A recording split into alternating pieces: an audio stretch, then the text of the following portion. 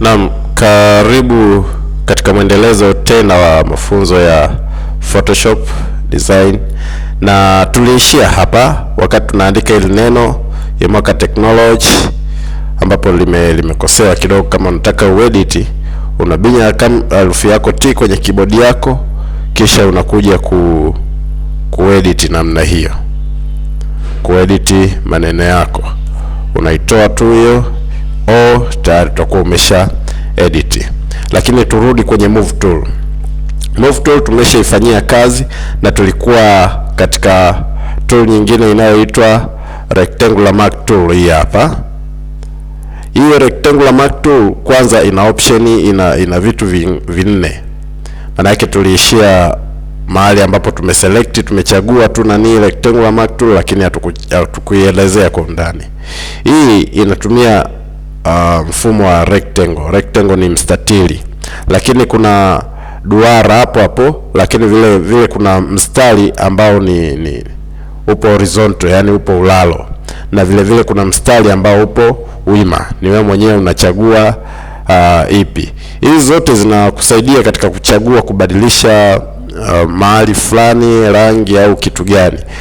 Mfano, tumeshachagua hii hapa boxi, alafu sisi tunachagua huku upande wa background.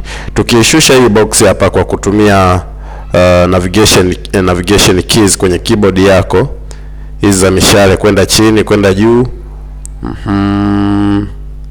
Haya, hapo tunaweza tukaweka rangi yoyote tunayohitaji. Labda tunaweka rangi, tuweke rangi ya blue hii. Ya blue, binya enter.